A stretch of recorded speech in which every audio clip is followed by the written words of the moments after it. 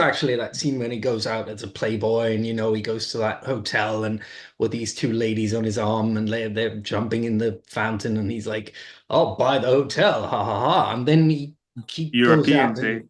and exactly.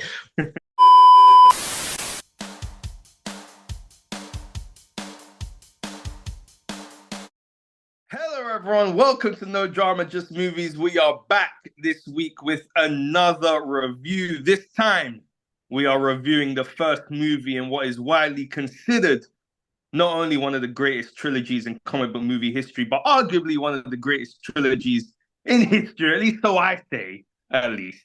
We are reviewing none other than Christopher Nolan's Batman Begins. This movie came out in 2005, and well, my name is Cameron the Humbler Kelly Smith because they call me a tank in some areas of the world.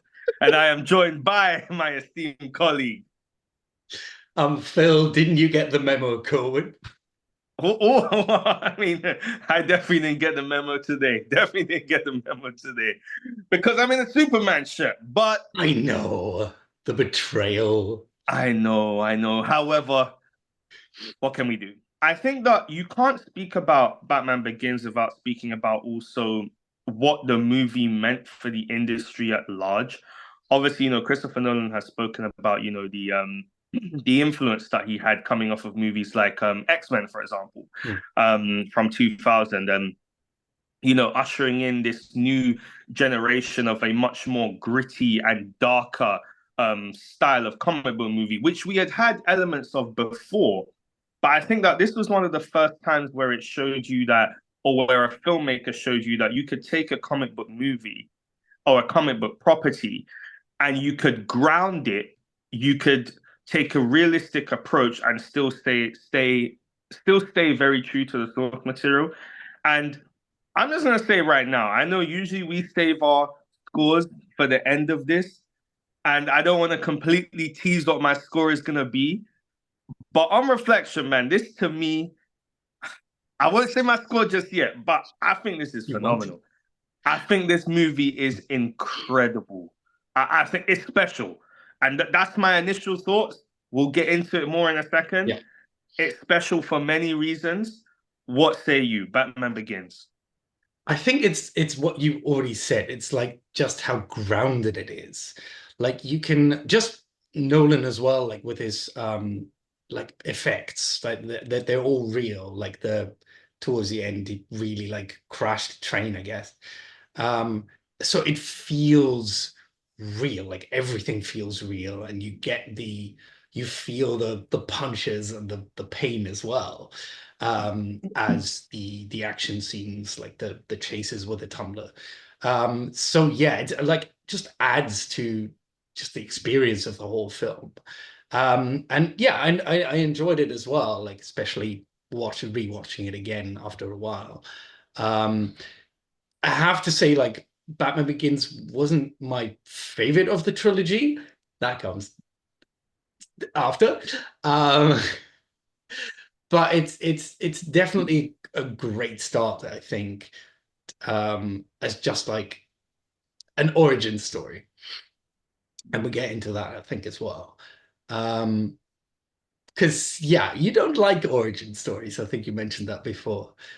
But I you mean, enjoyed I'm this. not exactly. That's the thing. I mean, I'm not the biggest fan of repeatedly seeing origin stories, Hmm. especially ones that we're familiar with. But I think the difference that this movie has, especially going back to 2005, is that Batman's origin story, like true origin story, had never actually really been showcased in live action. We had always had the shots of seeing, Bruce Wayne being in Crime Alley when his parents get murdered, but that's not just the origin. It's more complicated than that. Hmm. You have characters like a Bruce Banner where his origin is the gamma radiation, right? Or Spider-Man where his origin, obviously, excluding stuff like Uncle Ben, it's the being bitten by the spider. And they quickly then turn into the hero from that. But with Bruce Wayne, it's not that simple. It's not like you have Bruce as a young child, his parents die, and then from the age of however old he is at that point, let's say he's like 8 or 10, that suddenly he becomes Batman from 10 years old. Mm. Like this is a character where he witnesses his parents murder, and it's years of development and growth and change and experiences that lead him to this point of becoming Batman. And that had never been explored in live action. And I think that this was the first time where a auteur like Christopher Nolan actually paid attention to really going through the nitty gritty of explaining to us and exploring why it is that Bruce wants to do this, how he's still reeling from the trauma of his parents' death and how that affects him, how he looks at Gotham and views Gotham, why Batman means as much to him and his own psyche as much as he feels like it is a symbol to protect those who cannot protect themselves. Like there's so much, and Christopher Nolan spends so much time really exploring the layers of that, to where like we spoke yesterday, like it's like an hour before he puts on the bat suit. Yeah. That hour to me is riveting. Like I could watch that hour again by itself, because the amount of time that they spend, this idea of, you start the movie obviously, with young Bruce falling into the cave, with the bats, and his dad giving him that first line of, why do we fall so we can get back up, establishing the relationship between Bruce and Thomas Wayne, between Thomas Wayne and Alfred, and then establishing the Wayne's importance as well in Gotham and what they mean to Gotham. And then obviously, you then move on to that with, the seeing Bruce, travel to, wherever he goes to in the Alps. I can't remember where it was, but, but this journey of self-discovery and wanting to, and I think that's the thing that he toys with as well. This idea that sometimes with different depictions of Batman, it can be lost in this idea that Batman is just a hero, that he just wants to protect other people. But I think that Nolan does really juggle well that idea that, yes, he does want to protect people who cannot protect themselves, but also for the fact that Batman really and truly is a very selfish thing for him.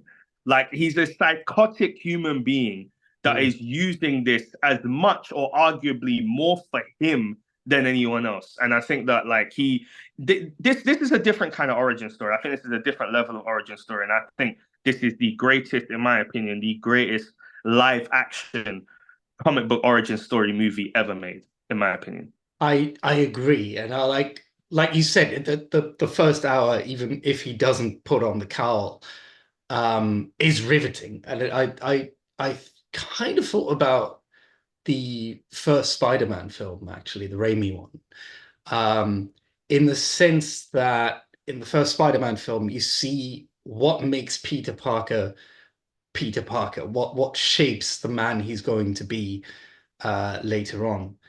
And we have that here as well, I think.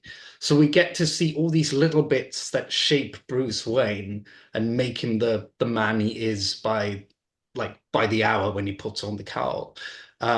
This is little things like, like you mentioned, the falling into the cave and being scared of the bats, and he uses that as the symbol for himself. And like learning, for example, when he wants to kill Joe Chill, Great scene. and a really great scene, like and well played as well. But Rachel gives him, slaps him a couple of times, and I think that's when he realizes like that's not justice. And I can't do it like that. I have to. Vengeance is great and everything, but there has to be a limit to that, and killing is that limit. And I think that's where he becomes the Batman who doesn't kill. That's where he like gets his moral compass from. But even like right down to the things that Ducard has, like on his sleeve when they're fighting on the ice, like these little spikes on his arm guard that he then like takes on as Batman. It's like little things like that as well. So we see like the making of Batman before we see then the finished Batman, and then he gets to run around in the cowl. But I think that's what makes the first hour so interesting. But you brought up a good point, right? Like was alluding to, and you spoke about just then, you know, seeing how he becomes Batman. And this is something as well that I don't think Christopher Nolan actually gets enough credit for. He gets credit for, but I don't think he gets enough of it. In that, you know, now in 2024, everyone's like, you know, like even we see it with Matt Reeves of Batman, you know, how, you know, it's cool now to take these characters and make them a bit more grounded, a bit more realistic, whether it be for better or for worse. But I think sometimes we don't give Christopher Nolan enough credit for doing it in the way he did it. It's smart, it's intelligent, like it's not dumbed down. You know, you could make an argument to say, listen, if you have a comic book movie, you know, you don't want to make it grounded and realistic. You know, you want to embrace the comic book, you know, comic bookisms part of it, you know, or whatever the word is, you know, and I understand that. But to me, one of the things that is so fascinating to me about comic book properties and translating them over to live action with certain properties, I feel, is this idea of what if this was real? Like, what if this was real? And you can't do that with all comic book properties, clearly. And even Batman on paper probably is a stretch, right? When you break it down into like actual, just like when you're looking at it in black and white. But I remember like an interview of Christian Bale, and he was saying the same thing, that, you know, him and Nolan talked about this idea of what would drive someone realistically in our society to put on a cape and cowl and parade the rooftops of Gotham. Like it sounds so wacky, right? But I think that Nolan spends so much time, to his credit, and it's so amazing to see, really developing and looking at how to make this feel real, even to the small elements of when you're seeing Bruce and Alfred discussing, you know, having to order, you know, multiple of you know the bat ears, you know, like and parts of the cow, and it's like, you know, we're gonna have to probably order around 10,000 shipments so it doesn't look, you know, it doesn't look dodgy. Like that's such a small thing, but it makes sense. Like obviously you're never gonna be able to have a Batman live in real life, right? It's not possible. But even little things like that, the idea that, you know, he has a guy in Wayne Enterprises, you know, in Lucius Fox, who is in applied sciences, you know, and all these kind of different things that they designed for army use, you know, that he would then use as Batman. Like it feels real, even to the point of the tumbler. Like the tumbler, I remember when, at least when I was looking at like interviews and seeing some reviews from back then, when people saw initial images of the tumbler, they were crapping all over it. They thought that it didn't look sleek, that it didn't look cool, it didn't look Batman-y. But to me, I love the tumbler, right? I absolutely adore the tumbler because to me, it's realistic. It looks like a freaking tank, which it is. That it makes sense, like, and it's cool to me. But I just appreciate that not just an author saying, you know what, we're gonna make it realistic and grounded, but an actual reason to make it realistic and grounded, and actually committing to that idea and not dumbing down our intelligence. And yeah, I just want to point that out. Yeah, I think I think it was one of the people who kind of crapped on the Tumblr because Of course. I love the old like Batmobiles from the 60s show too, even the Joel Schumacher ones, because they just the form and the like the curves basically, they just look amazing. And then you get this and it's like where's the, you know, the curves. But like rewatching it now and just seeing it in action, like driving across rooftops and stuff like that and down the road, I kind of get it. And like you said, it does ground it a lot as well, because it is a car that you could actually see on the street. It's just, you know, slightly made up, I guess, slightly pimped up. Um, but it does add to the realism of it. So I got around to liking the car, I think. Oh, and I'm sure we'll like the Bat Pod when that makes an appearance very shortly in the next one. Performances. What was your thoughts? Oh, yes. So I starting with Christian Bale, I think we saw a little bit more of like Batman in his Bruce Wayne, but there Ooh, were good point. That's a really good like point. wonderful, like it made sense as well, because I think he's very much driven by that revenge, and it's all the way through. So he's as Rachel says at the end, like this is Batman is the real you, like Bruce Wayne is the mask that you put on. And we see Mm. that, I think, as well, that he just like when he wakes up, for example, on his is it on his birthday? Like one day he wakes up and was like, so what do billionaires actually do? Like he hasn't thought Yeah. about that part. He hasn't thought about what do I do as Bruce Wayne? Because everything was about what he does as Batman, right? Um, but we do But get that can I just quickly say, like, yeah, yeah, that also helps to conceal. It's once again rooted in realism. Like, yeah, like don't dumb it down. Like, that point has to be mentioned. Like, if you're Batman in the night, like you need to be able to make people believe that that's not Bruce Wayne. And I just want to yeah. point out because I think what you just said is key. Like, once again, going over every detail. No detail is missed by Nolan. Mm. But go But on. we do get glimpses. Like I think you mentioned that yesterday, just that moment when he it is actually that scene when he goes out as a playboy and he goes to that hotel and with these two ladies on his arm and they're jumping in the fountain and he's like, "I'll buy the hotel, ha ha ha," and then he goes out Europeans, eh? and exactly. Um, and he as he walks out, there's Rachel, and we see that switch of him Mm, when he's just like this was a part I was playing, so people believe that I'm Bruce Wayne, and I'm like, oh, this billionaire playboy guy. But this is the real me, and I feel like he's playing like three different people.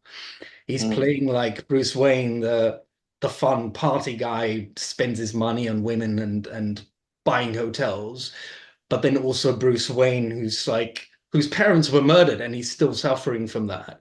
And then he's Batman as well, who's a little bit more like darker and more violent. So I loved his performance, I think, on that because he actually does manage to capture all of it. Yeah. I 100% agree. Like those, as you said, like you mentioned, for example, that scene where Bruce is coming out of, the hotel or the restaurant, wherever it was, and sees Rachel. As you said, you see that shit. You see it in his facial expressions. And some are like from a performance perspective, I think that across the board it's tremendous, whether it be Michael Caine as Alfred, tremendous. Yeah. Morgan Freeman as Lucius Fox. Obviously, even someone like Cillian Murphy as Scarecrow, I thought is a really good performance. Gary Oldman as Gordon, like it's and of course, obviously, Liam Neeson as whatever you want to call it. Well, he becomes the Ra's al Ghul in Yeah. the end, I suppose.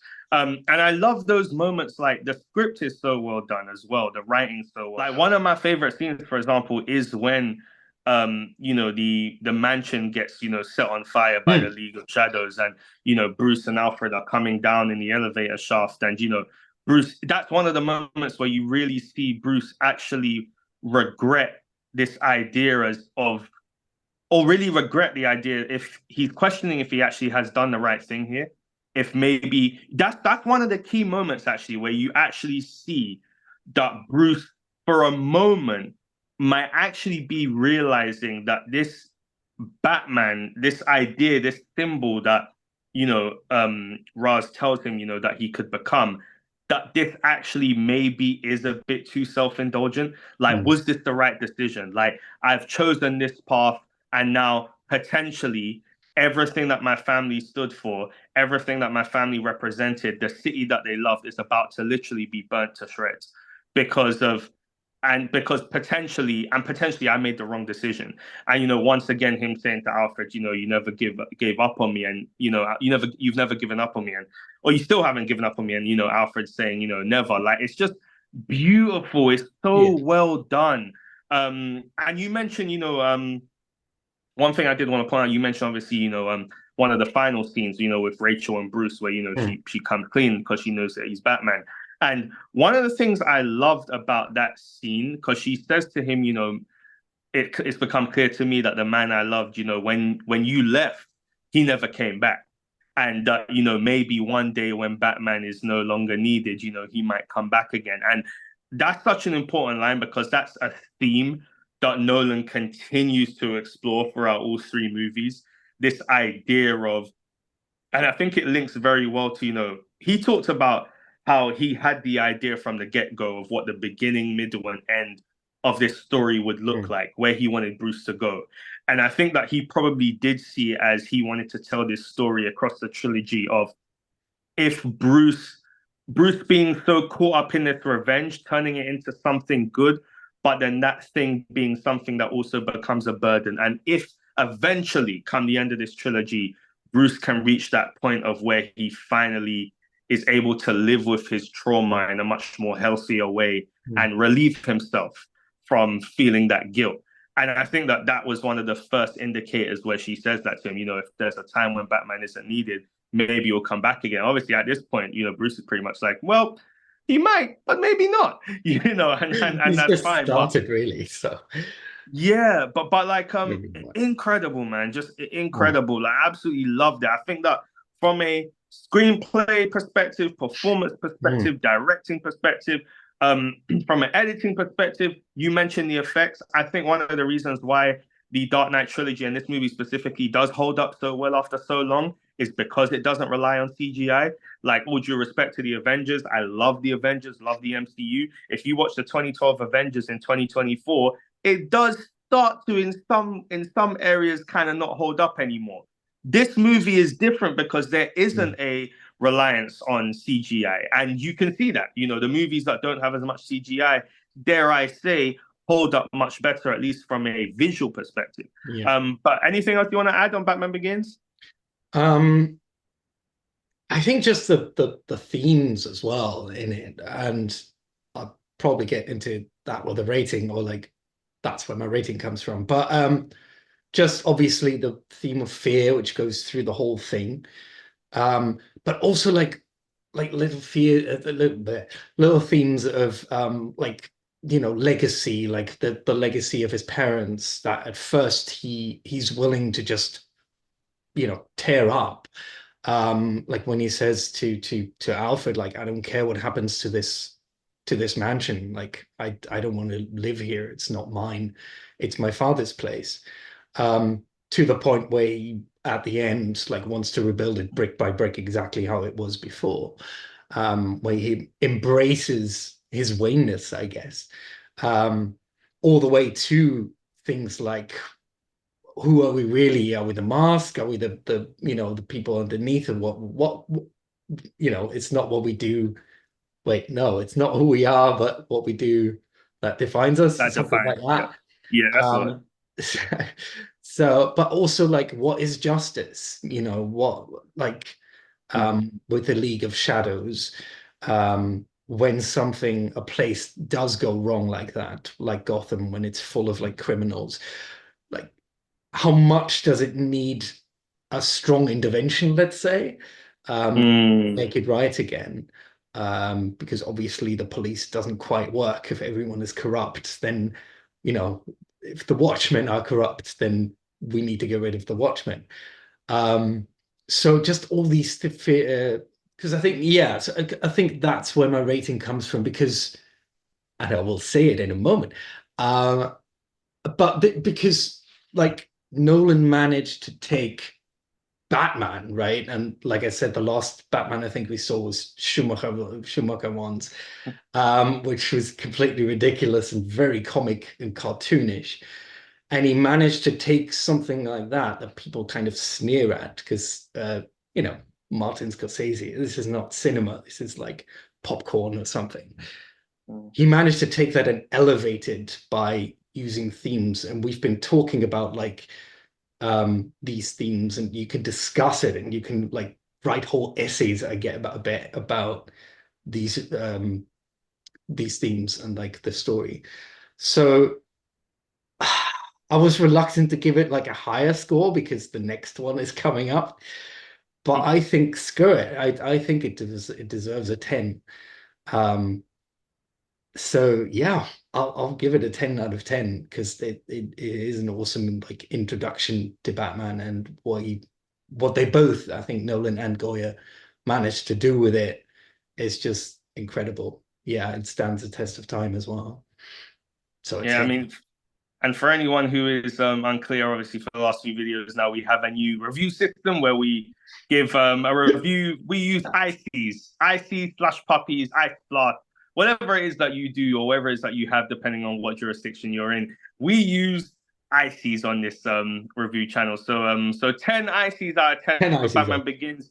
And I'm going to follow up right behind you. I'm also giving it 10 ICs out of 10. I think that this movie is fantastic.